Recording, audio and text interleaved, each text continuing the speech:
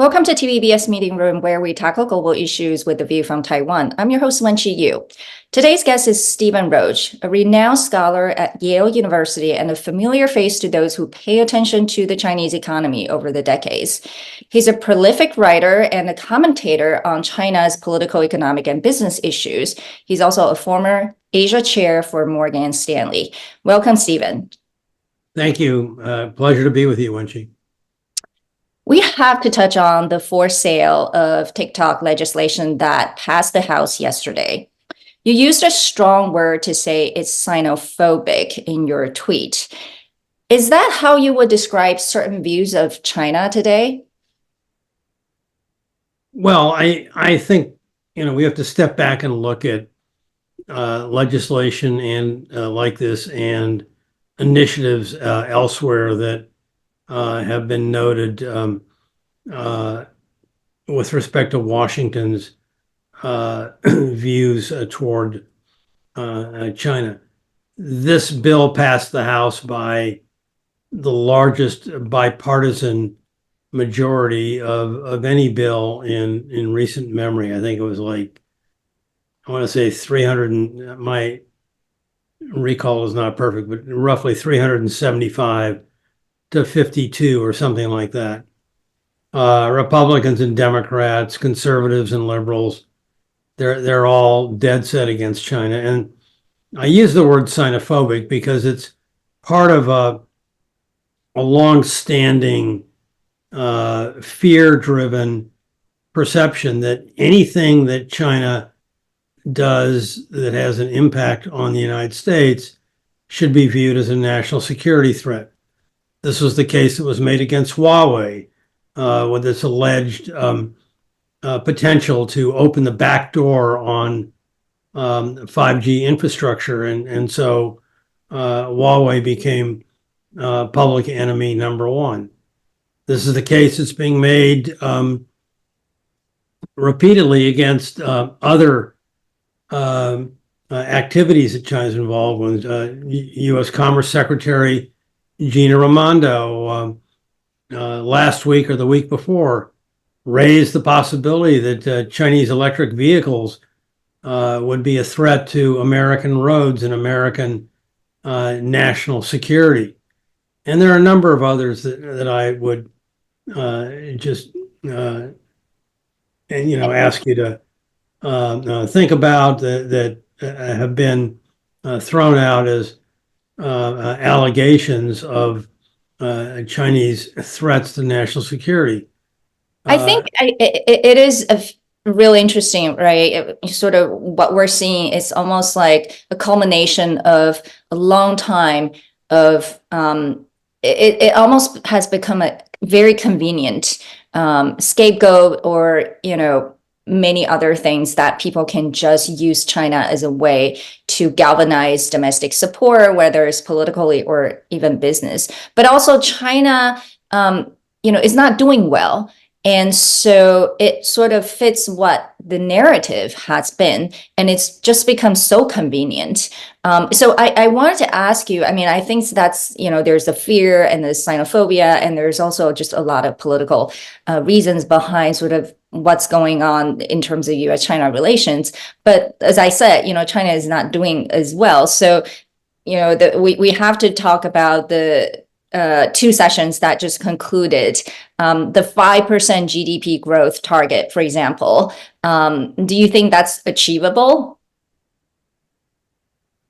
I think the target of 5% for this year is achievable. It will be a struggle, just like hitting the growth target last year was a struggle. The Chinese are prepared to use, once again, another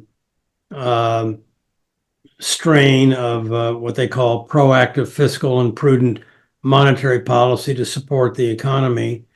But I worry more about the growth prospects in the years beyond, when China's facing severe demographic headwinds, major productivity issues, and ongoing problems in the property sector and local government finances. And it just gets harder and harder for China to frame of policies to deal with these long-term structural issues. So I think the growth outlook in the years beyond 2024 are increasingly disconcerting. And you were very bullish on China for a very long time. And you have also said that you were very optimistic about China in general because its ability to reform and had the courage to innovate on a lot of the policy frameworks. But from what you just said, it sounds like you've changed your view. Why is that? Well, I've changed my view because I think government policy in China now is uh, unfortunately being constrained by what I would call an imagination deficit. They're using an old approach that has worked in the past that it does not seem well aligned with the new problems, especially the structural problems that they face in the future. And that leaves them with the need to boost productivity to really offset the structural pressures coming from a shrinking workforce and excess investment. And the productivity outlook is really deteriorated in recent years, which accounts for my change of view. More and more Chinese activity is being focused on low productivity state-owned enterprises and the high productivity growth sectors in the private economy, especially in the internet platform tech companies, have been constrained by regulatory intrusion. Both public and private sector mix is tilted toward weak productivity rather than the strong productivity that China needs. So I've changed my view accordingly. So you use the framework as sort of lack of imagination. I want to dig sort of deeper into that because Chinese bureaucrats actually, for those who were in charge of economic policies in general, I would say had a lot of respect from a lot of people from around the world for a long time.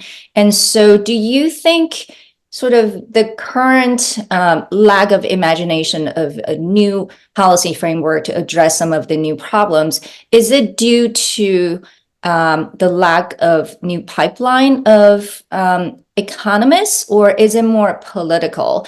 Meaning, there is a theory that China's slowdown is a deliberate decision by Beijing to kind of shift the economic growth model from speed, to quality. Do you agree with that assessment? Well, I've been lecturing Chinese officials for years, and I'm getting ready to go back to China in about a week to do it again at the China Development Forum on the need to shift away from fixation on quantity to quality. But that approach has its limits because if quality means putting up with unacceptably weak growth rates, then that is very problematic for the political bargain that the Chinese leadership has with the Chinese people to grow its economy at a reasonable rate over the next few decades to hit the growth objectives that Xi Jinping has set out in his policy approach.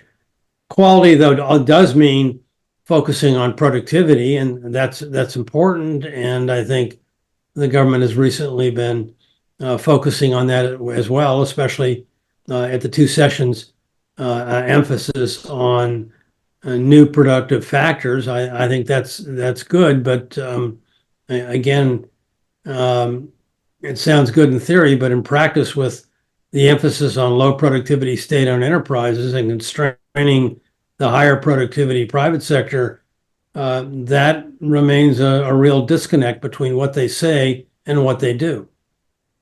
Yeah, I think you're, I would say, less optimistic optimistic view of China is also reflected in your view of Hong Kong. Your recent article in the Financial Times, which is entitled "It Pains Me to Say Hong Kong is Over," drew a lot of attention and reactions from people in Hong Kong.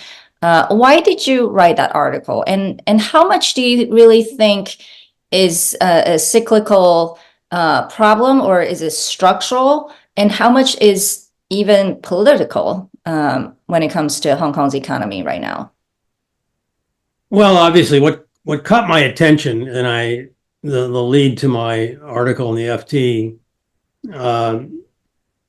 stressed this, was that when I wrote it in early February, the Hang Seng Index of the Hong Kong stock market had returned to the level that prevailed in July of 1997, when the handover occurred from Great Britain to the PRC. And so for the what had been the world's fourth largest, now the fifth largest stock market, goes nowhere in 25, 26 years, that gets your attention. And that forced me to think about the drivers of Hong Kong. And I really addressed three issues. Number one, the very tight economic linkage with China, and Hong Kong is going to go nowhere in a weak Chinese growth climate. The numbers show that very clearly. Secondly, I thought Hong Kong will be caught in the crossfire between the U.S. and China conflict, which forces Hong Kong's trading partners to pick sides between the U.S. and China. And thirdly, the political issues. The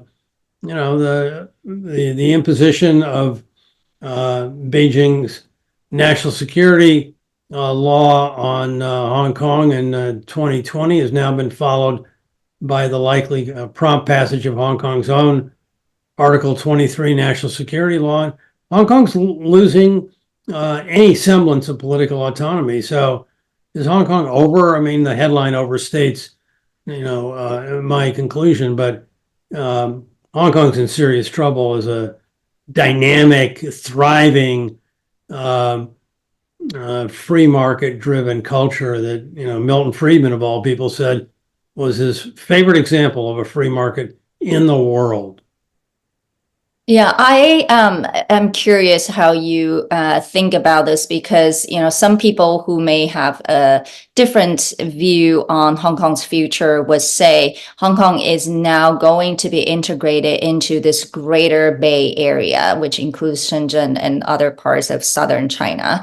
And so, as a whole, the whole regional economic growth is more promising, and therefore, it is better for Hong Kong's future, rather than looking at Hong Kong as just one single place, as an international and finance hub. How would you respond to that kind of view? Well, let me just say that there's been very intense pushback on the article that I wrote. Many reactions and people. I've heard a lot of strong reactions, and that's one of them. And so I wrote a rebuttal to the criticism in the South China Morning Post a couple of weeks later, and I pointed out that the Greater Bay Area is certainly has great potential as an integrated urban center in driving growth in China. But, is this going to be Hong Kong's savior, or is this going to just turn Hong Kong into more of a marginal a player in China? There are two bigger cities, two more dynamic cities in the Greater Bay Area, not just Shenzhen, but also Guangzhou. And I think the risk is that Hong Kong, if all it's got to fall back on is the Greater Bay Area, then it does risk becoming just another big Chinese city that undermines its character and its dynamism and its spirit. Well, when you look at Hong Kong over the last few years, it's hard not to think about Taiwan. And so what would you say are the lessons learned if you were to advise Taiwan? Well, there's there's the similarities, and then there's a lot of differences. Taiwan is larger, with a far more dynamic source of growth in its tech area, especially its world-class semiconductor platform. And so Taiwan has optionality that a services-driven Hong Kong does not have. But the obvious lesson is political. Hong Kong became unhinged with the demonstrations of late 2019, and that prompted a response from Beijing to impose controls over the growing examples of political instability that bordered on property destruction and anarchy. And should similar conditions take place in Taiwan, then obviously there would be a strong political response from Beijing as well. And Beijing has made it very clear that if you want to talk about red lines, there are some obvious and important red lines on with respect to Taiwan that will prompt action. Well, the Taiwan issue is the red line issue between U.S. and China. And you, in your latest book, Accidental Conflict, you believe that false negative narratives between China and the U.S. may lead to an accidental conflict. Can you elaborate on that thesis, especially on the China side, since we're very familiar with sort of the false or lack of complete information about China on the U.S. side, but how were the narratives created in China these days about the United States? Well, briefly, the theory of accidental conflict is that both sides have mistaken fears and impressions of the other. The U.S., to the first point we discussed regarding TikTok, everything China does is a national security threat. You hear warnings from all of our politicians, including our FBI director, that China is about to destabilize America. And I focused a lot on the economic false narratives where the trade deficit with China, the U.S. trade deficit with China, while it's big, is only one of 106 bilateral trade deficits. And we have trade deficits because we don't save, not because of what China is perceived to do with respect to unfair trading practices. China has a lot of false narratives of the U.S. And number one is that China is convinced that the U.S. wants to contain and suppress economic growth. And the bottom line is these narratives create an interplay of misunderstanding that drives both nations to treat each other more out of fear and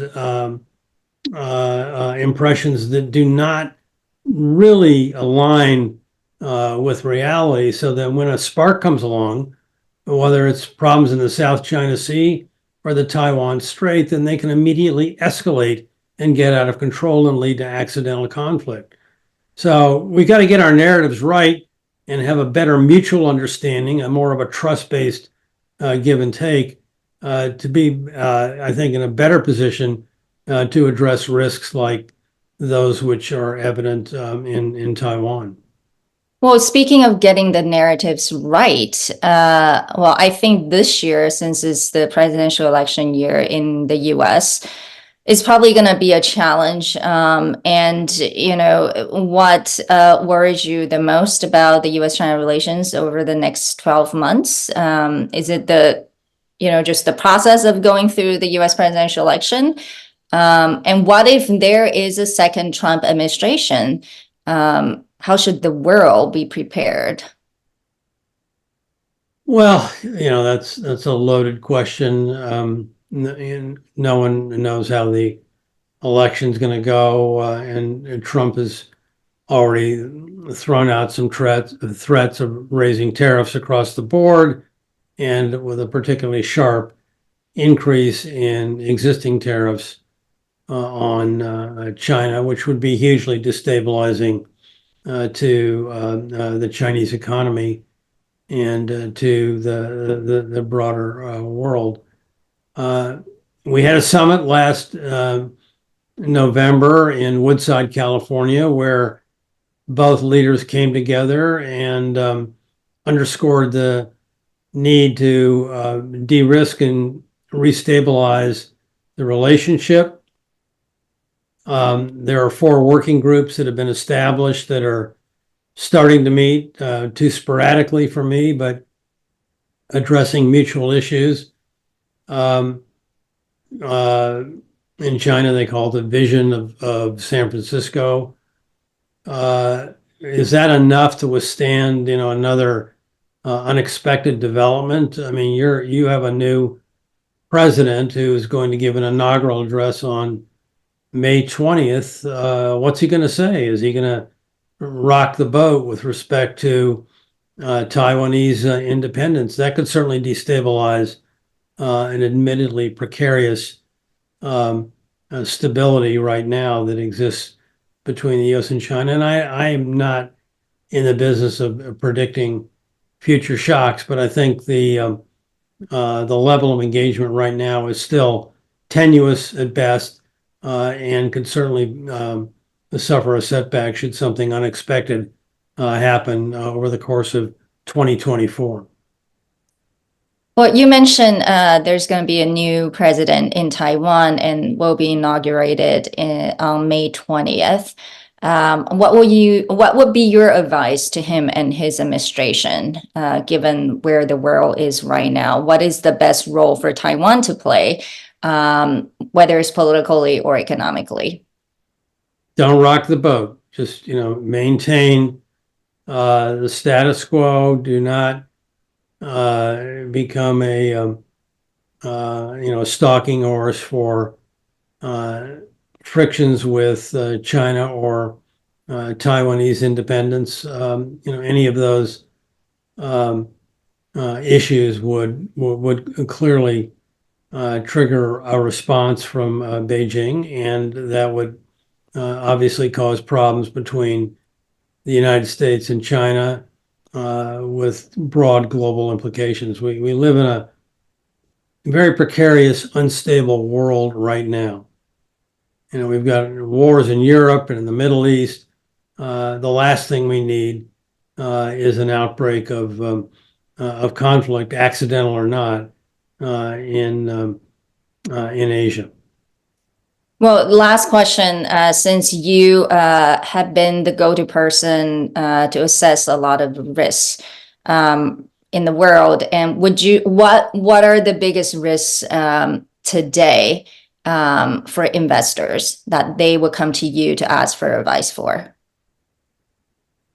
Well, everybody wants to know about the fate of the Chinese economy, and my view, which has been, as you alluded to earlier, optimistic for a long time, is now more cautious, and I remain cautious.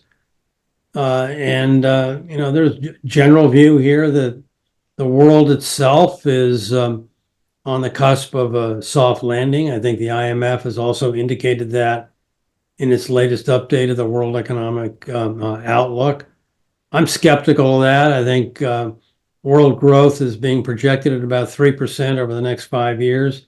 That's below trend, and doesn't give the world economy much of a cushion to withstand the blow of shocks, which have become all too inevitable. We've talked about a few of them earlier in this interview, but should a slow-growing global economy be hit by another shock, then the global environment could quickly turn negative, and investors right now are completely unprepared for that possibility. Well, thank you so much, Stephen, as always. We'll be looking forward to reading news and hopefully transcript of your speech at the China Development Forum, which is obviously going to be, convening a lot of important policymakers and business leaders. We'd love to hear what your advice is to China today. So Thank you thank you very so much. much. Thank Take you. care. Thank you.